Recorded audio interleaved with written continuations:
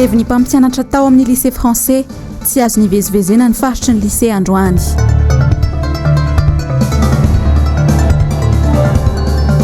Faniry Soernaivo namaky Bantsila indray ny fandikan-dalàna nataony mpitondra. Eo amin'ny lafin'ny fahasalamana mitombo ireo olona voan'ny tazo noho ny fiovaovan'ny toetry ny andro.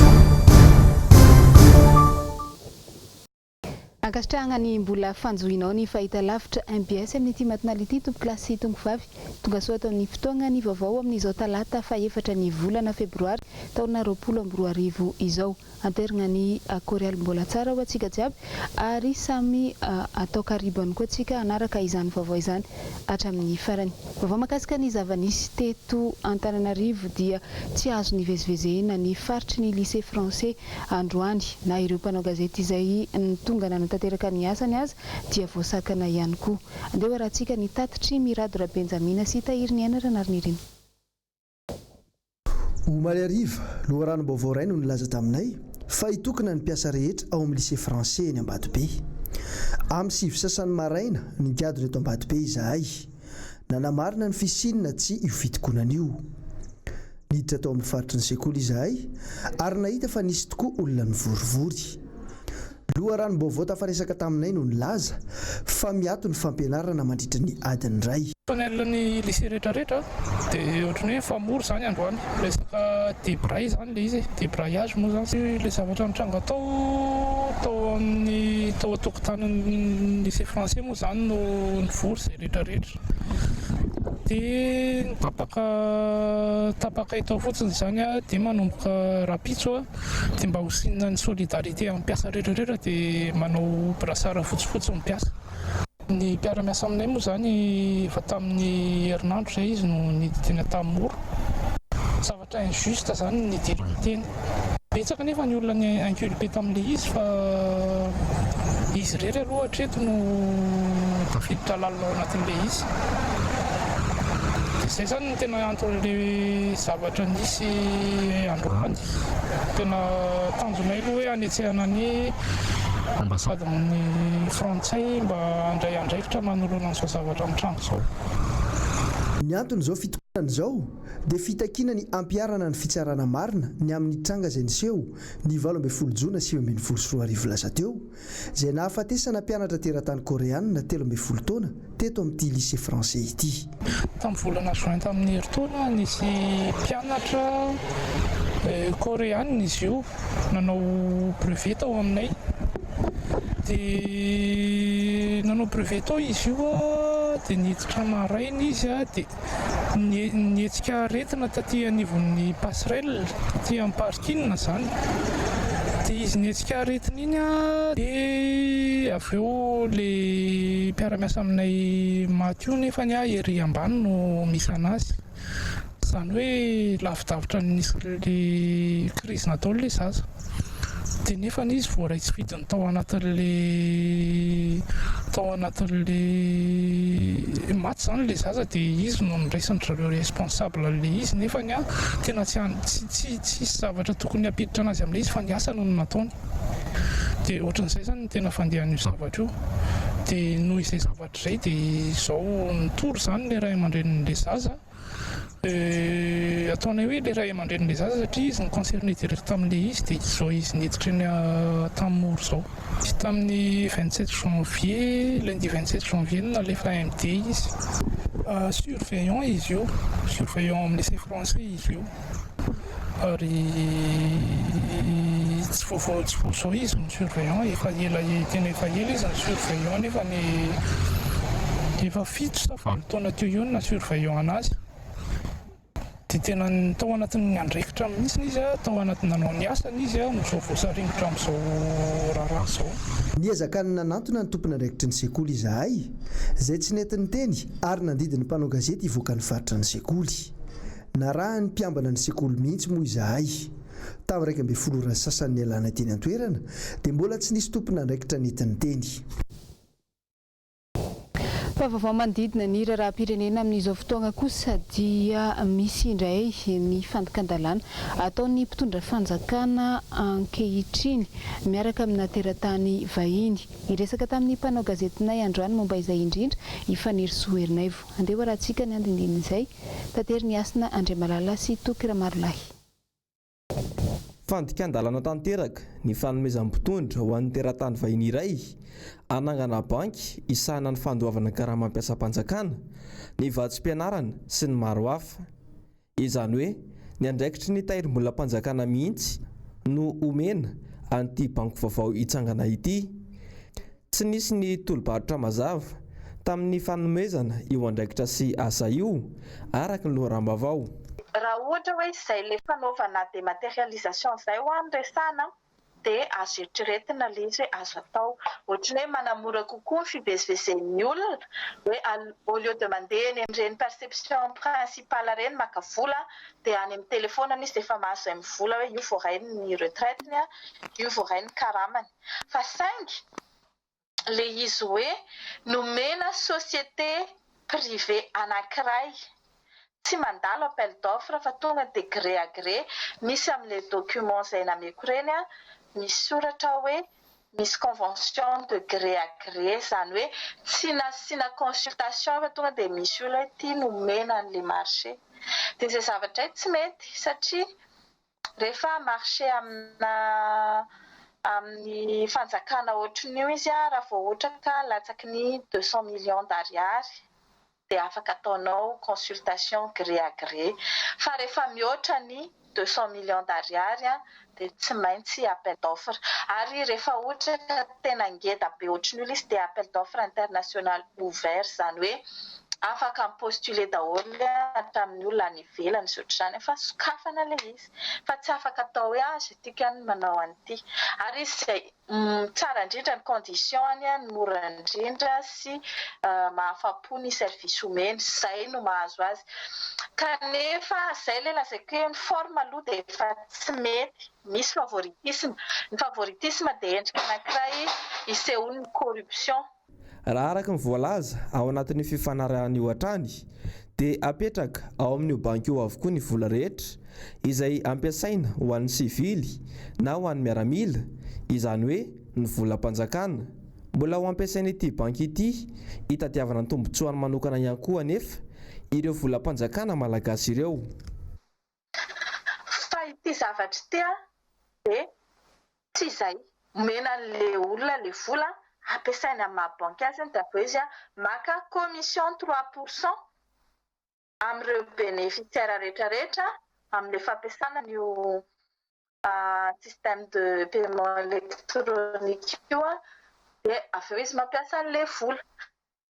Fa mampiasa ny vola izy mampanjana bola, mampanao pré, nefa izany ilay vola mampiasa mpanjakana ihany no ampiasainy ankoatran'izay vola tsy fantatro izay ampiasainy ao.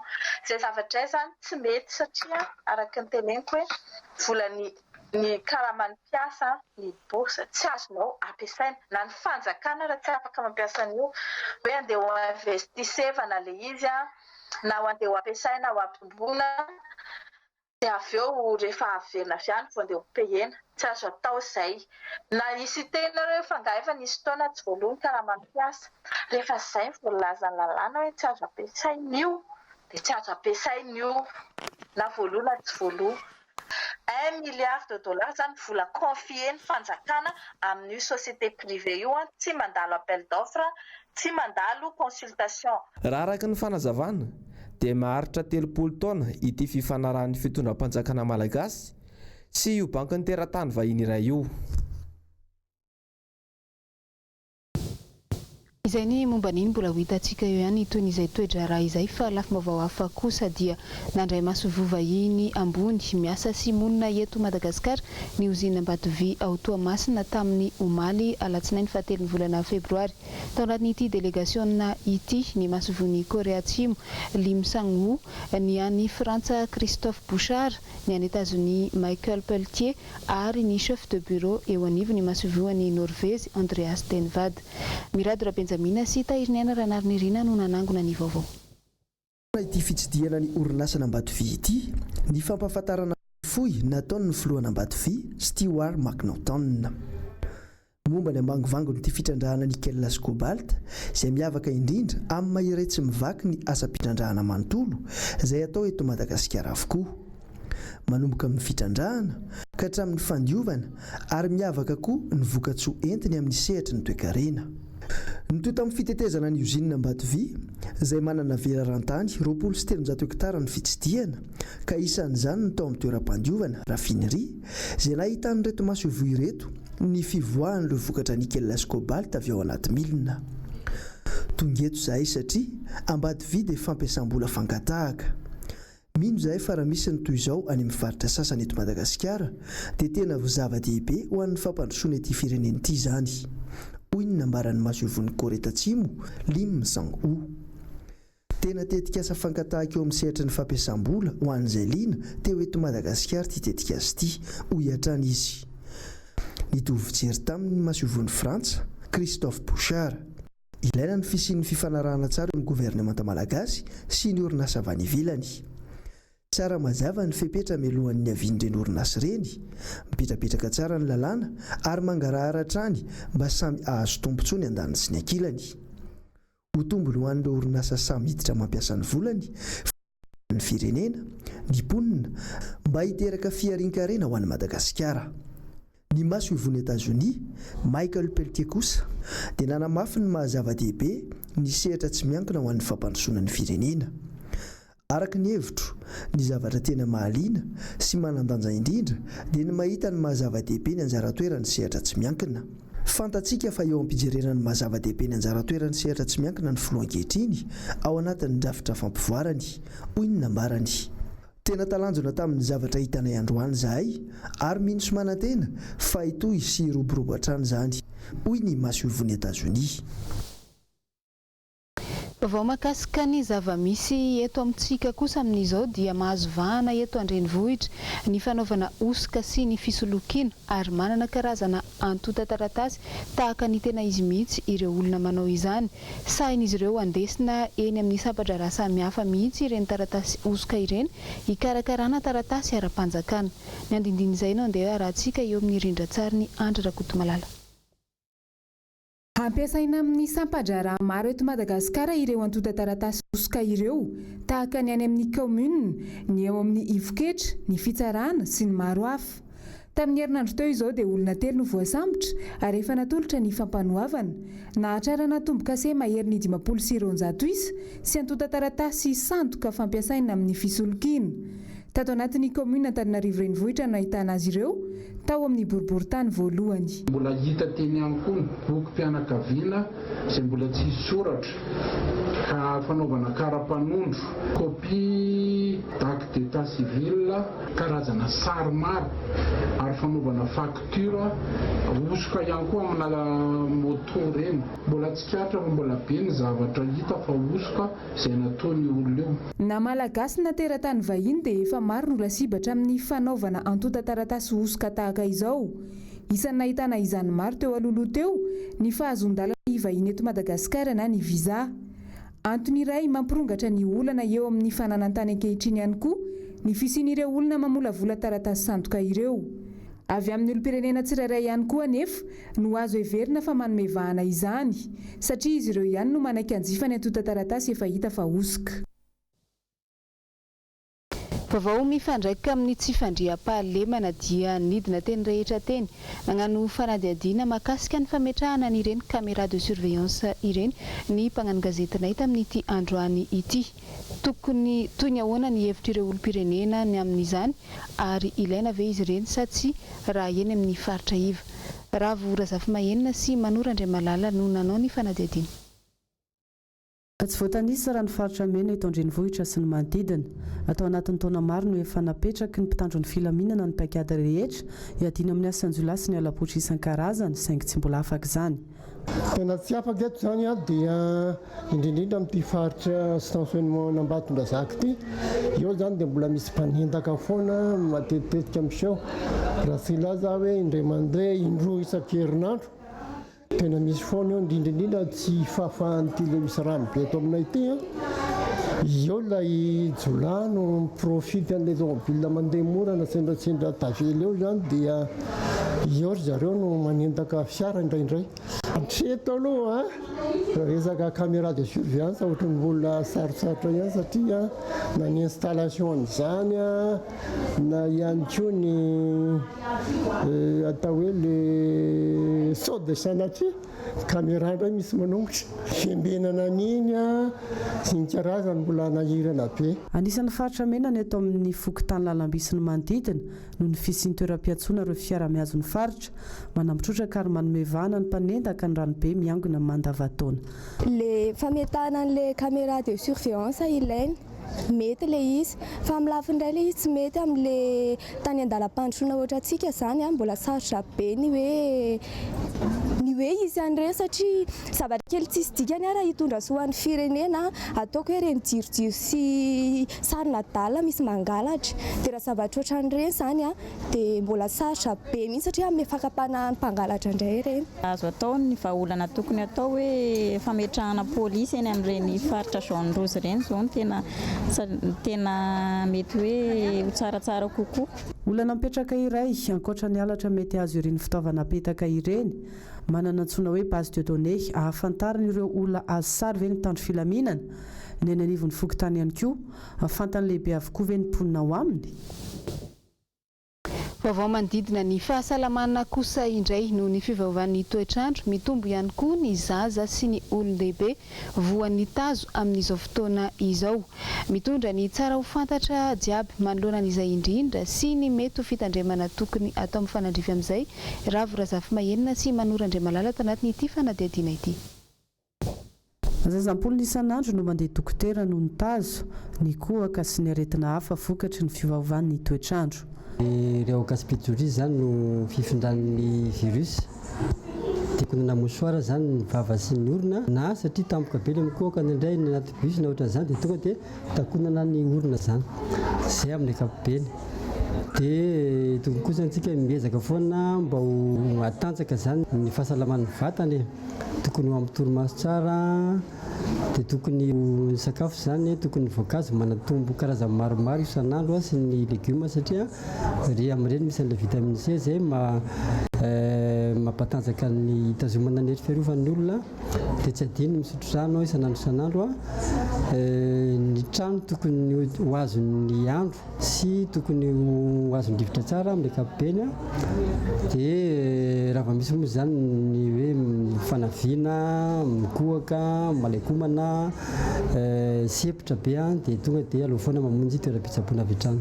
Mamparefy ny zaza ny andro mangatsiaka sy mihamafana tampoka manomboka voan'ny sery mikohaka ary mivadika tazo mahery izany raha tratrany antsika tampoka na koa tratran'ny orana. Ankoatra izay ihany koa ny kaikitry ny moka ka tokony indray ny fepetra mifanandrify amin'izay ny rehetra. Eo amin'izay fahasalamana izay hatrany dia mitombo arivo mahery isan-taona ny olona tratra ny aretina homamiadana eto Madagasikara, aretina izay azo soroana tsara nefa izy io. Mariana isaka ny faha-efatra ny volana febroary moa ny andro eran-tany adinany izany homamiadana izany. Andeha rahantsika ny tsara ho fantatra momba izay eo amin'ny rindran-tsary ny Andry Rakotomalala. Mavesatra dia mavesatra ny trangana homamiadana eto Madagasikara ary mitombo isan'andro izany. Raha misy olona enina ohatra ny maty, ny iray amin'ireo dia vokatry ny homamiadana. Tamin'ny taona 2020 sy 2020 dia nahatratra 470 sy 700 sy 1 alina no narary ny homamiadana teto Madagasikara. Miakatra manodidina ny 900 isan-taona io araka ny tatitra voaray avy amin'ny service onkologia ao amin'ireo hôpitaly lehibe 4 eto amintsika. 500 isan-jato ny tranga eto Madagasikara dia homamiadana ny nono sy ny vozony tranonjaza avokoa, izany hoe ny vehivavy no tena voakasika. Ary io no mitarika ny 300 isan-jato ny fahafatesan'ny vehivavy eto amintsika. Azo atao tsara nefa ny misoroka ny 300 ka hatramin'ny 500 isan-jato ny homamiadana amin'ny alalan'ny fitaizam-batana ara-pahasalamana mba hisorohana ny hatavezana be loatra, ny fihinanana sakafo ara-pahasalamana indrindra fa ny voankazo sy ny legioma izay tokony hohanina isan'andro, ny fanaovana fanatanjahantena ary ny fifadiana zava-mahadomelina toy ny fifohana sigara sy ny fisotroan-toaka. Ireo no tena mahatonga ny homamiadana. Ilaina ihany koa ny manao fitiliana mba ahafahana misoroka izany. Vao manomboka miditra eo amin'ny sehatry ny firaisana ranofo ohatra ny vehivavy iray dia tokony hanao fitiliana indray mandeha isan-taona. Fahalafim-baovao hafa kosa indray anisan'ny manaitra ny maro sy betsaka no voasarika tamin'ity tranga iray any atsimo ity. Velotaraina tanteraka amin'izao ny mponina any amin'ny faritra atsimo iny. Anaty fahantrana lalina satria na ny ranogaina aza tsy misy fa manahirana ny vahoaka. Toy izao hitantsika amin'ny sary izao indrindra ny fanangonana rano any amin'iny faritra iny. Rano miandrona eny amin'ny arabe aorian'ny fiavian'ny orana no angon'ny mponina io. Rano maloto voatery ampiasaina sy hosotroina mihitsy aza. Miatso vonjy ny fanjakana araka izany izy ireo mba hijerena ity zava-misy any atsimo ity satria miatra amanaina mihitsy izao fahantrana mahazo ny mponina any atsimo ny Madagasikara izao. Fahalafim-baovao hafa kosa indray akoatra ny olan'ny tsena ny lalana ratsy ao an-tampon-tanàna ny Mahajanga dia mitaraina ihany koa ny mponina manoloana ny tolotra avy amin'ny orinasa Jirama satria misy ny fahatapahana matetika ary maharitra ora maromaro izany. Ankoatra izay dia rano maloto ihany koa no sotroiny ireo mponina ao Moramanga avy amin'ny famatsian'ny Jirama. Jessica Miray sy Andra Kotomalala. Ity rano ity no amatsian'ny Jirama ny mponina eto Moramanga. Maloto be izy ity hoy ny mponina. Misy manary fako eto, misy manasa lamba ary misy misasa sy manary maloto mihitsy aza. Nisy fotoana nisy niambina ihany toerana saingy voalasa ireo mpiambina dia izao maloto be izao indray. Malahelo zay amin'ny rano barazy eto zavatra maloto satria izy io hoan'ny rano haninay. Eo ny mpanasa lamba, ao ny mpanary zordira. Tsy afaka hoe agnara-maso an'io zay satria zay mbola hoe eto ambody akondro. Milaza nareo eto agnadio ny rano eto nareo satria malahelo io rano fokon'olona hoe tsy zavatra inona. Mitaraigna amanareo eto zay. Nareo moa mpagnano gazety fa mialatsigny amireo dia misy mpanasa lamba moa agny andondony agny satria nahoana moa taraigna zay satria malahelo ny fonay amin'izao zavatra zao rano hoaninay zao. Manahelo zany zay fa satria ilay rano sotroin'ny Moramanga. Moramanga ray manontolo miara misotra ny rano. Misy kosa nefa ny sasany manasa maloto any ambony any. Dia nefa ilay rano miara hoanina dikan'izany tsy mieritreritra zany hoe zavatra hosotroina ve dia anasana zavatra maloto. Ny faharoan'izay mamangataka amin'ny fanjakana zany zay mba hanara-maso an'izay fahadiovana zay satria na zareo ary ane misotro an'io koa e satria miparitaka amin'ny eto Moramanga mihitsy io rano io dia tokony mba jerena akaiky ilay fahadiovana. Tsy azo ny mponina antoka araka izany ny rano vatsian'ny Jirama saingy tsy afa-manoatra. Fa ankoatr'izay tsy mahafa-ponimponina ihany koa ny tolotra na jiro na rano. Tapaka matetika ary maharitra ny jiro sy rano aty. Tamin'ny fotoana nandalovanay tany an-toerana tsy nandeha mihitsy ny rano ny tontolo andro. Mbola tsy voava ary mbola mampitaraina mponina eto Moramanga ihany koa ny fahaloton'ny tanàna. Feno fako hatrany amin'ny lapan'ny tanàna sy ny tsena. Fa mampitaraina ny mpampiasa ny lalana ihany koa ity lalam-pirenena fahatelo amin'ny telopolo ity izay mampitohy ny Moramanga amin'ny Anosy Beanala. Tsy mirefy afa-tsy 1.7 kilometatra izy ity nefa 2 hatramin'ny 3 andro no anaovan'ny taxi borosy azy. Fahalafim-baovao hafa kosa indray manodidina indrindra ny akon'ny fisian'ny trabona teto Madagasikara dia nitonga nanome fanampiana ho an'ireo trabona tamin'ny faran'ny herinandro lasa teo ny mpanabe Andriamatoa Ratrema William. Kojakoja maro ilaina amin'ny fiainana andavanandro moa no natolony sy ny mpiaradia aminy tamin'izany ary naterina tetsy amin'ny fiomben'ny BNGRC eny Antanimora. Amin'ny maha-piray-tanindrazana hoy Andriamatoa Ratrema William no antony nanomezana izao fanampiana izao satria samy malagasy piray-tanindrazana ka iray vatsy iray aina izay mahavoa havana mety ahavoa ihany koa aoriana ka izay afaka manampy sy manolo tanana dia manao izay ho afany amin'izany. Fa lafim-baovao hafa kosa indray dia nanantona ny sampana mpamantatra ny mety ho toetry ny andro ny mpanao gazety ny MBS tamin'ity androany ity momba ny izay ho vinavina ny mety ho toetry ny andro eto Madagasikara sy ny fisian'ireo andro ratsy ahina hivadika ho rivo-doza. Andeha rahantsika ny andindin'izay tateriny Asin'Andriamalala sy Tokira Marolahy. andro atsirobe izao no efa andalam-piforonana ao avaratry Madagasikara. Efa ray maso akaiky ireto andro ratsy ireto na dia miadana aza ny fivoarany. Ny fiforonana rivodosa dia misy any avaratra sinanan'ny nosy sy any avaratry ny nosy any mivoatra tsikelikely izay mbola raha maso fa ny tazana lohatra eto dia tsisy fiatraikany amin'ny toetr'andro eto Madagasikara. Tena mbola eo ampana raha maso azy antsika izao mivoatra miadana be. Mbola ho malaka kosa ny andro indrindra ho an'ny faritra Analamanga sy ny manodidina ka hatrany amin'ny avaratra atsinana Madagasikara.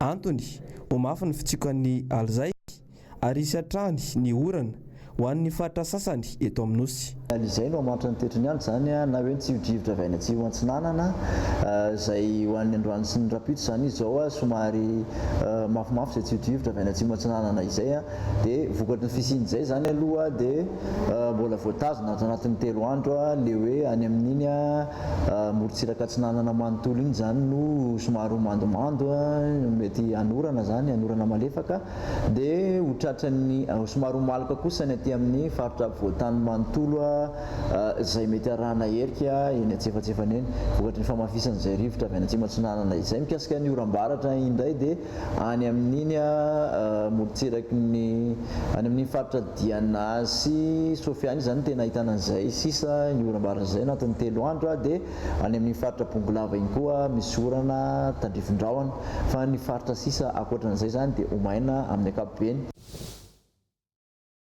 Eo amin'ny vaovao sy maresaka iraisam-pirenena dia tafatsangana ilay hopitaly bevata izay naorina tany Chine natao andraisana ny marary ny coronavirus. Olona 50 no nahiditra voalohany tamin'ny omaly.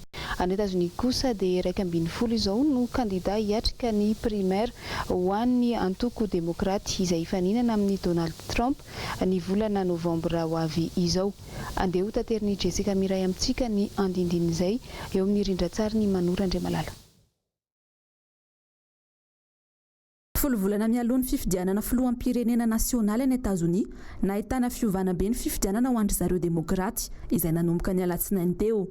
20 ny faninana tany amin'ny volana Jona 24 tany tsy misy afa-tsy 12 sisa amin'izao. Efa manomboka misongadina ihany koa ireo favori isan'izany Joe Biden, Bernie Sanders, Elizabeth Warren ary Amy Klobuchar. I Bernie Sanders kosa no mitarika tao Iowa nahazo vato 20 faingo 12 isanjato. Nanomboka ny alatsinainy 3 febroary teo ny fandatsaham-bato tao Iowa. Itohatra amin'ny 12 ny volana Jona izao izany isaky ny fanjakana any États-Unis. Amin'ireo fandatsaham-bato isam-panjakana ireo no ahafantarana izay solon-tena ny antoko demokraty ka hiatrika ny fifidianana nasionaly ny volana novambra 24 izao.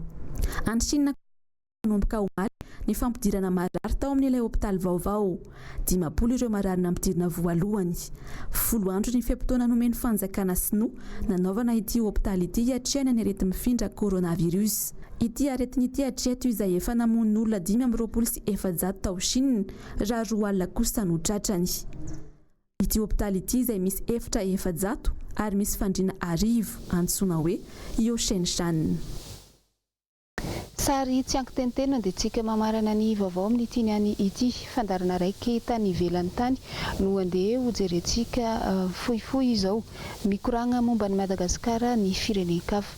Eo raha tsika izay. Maintenant internationale. Bien évidemment très incommodé pour choisir Marilyn ou Eric. À votre place, je serais tout incommodé. Je suis désolé, mais je vais choisir Marilyn. Marilyn. Ma chère Marilyn, cette émission est une émission maintenant internationale, car je tiens à préciser que nous avons Djoumana et Mustapha qui viennent ici de Madagascar. Avant qu'il y ait ce dernier duel de la matinée, Djoumana, comment allez-vous, Djoumana? Très bien, vous venez exprès de Madagascar pour venir nous voir? Oui, on est venu exprès, c'est la première fois qu'on vient à Paris. Oui. Et juste pour regarder votre émission, parce que ça fait des années qu'on regarde votre émission. Oui. Et jusqu'à présent, on est toujours abonnés au 12 coups de midi. Ils sont abonnés au 12 coups de midi. Vous allez bien, monsieur? Très bien, Jean-Luc. Tous les jours, on est là voir. Enfin, on a eu de la chance de vous serrer la main et on a amené un petit souvenir. De Madagascar? Oui. Mais j'ai des souvenirs. J'ai déjà un souvenir. Mais qu'est-ce que c'est? Allez-y, ouvrez les cadeaux. Mais c'est magnifique. Mais c'est magnifique. Mais Madagascar est dans la place. Oh là là, en plus c'est super raccord. Alors là, je suis désolé. Vous connaissez la Fashion Week ou pas? Voilà, c'est tout ce que j'ai à dire. Ah, là, je suis très très très content là. Ah bah qu'est-ce que c'est? Ça, c'est pour mettre sur la tête? Qu'est-ce que c'est? Ça c'est fait à Madagascar, c'est un raffia. C'est du raffia? Oui. Et le raffia, on le met par terre? Non, on le met sur la table. C'est sur la table? Oui. Ah, mais c'est des sets de table! Mais regardez comme c'est beau, Zaït! C'est magnifique. Je vais passer sur la plage. Et puis alors ce petit défilé là, couture, j'aime beaucoup.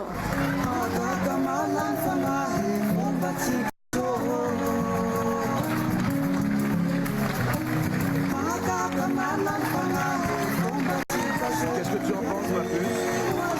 Joli, j'aime bien. T'aimes bien?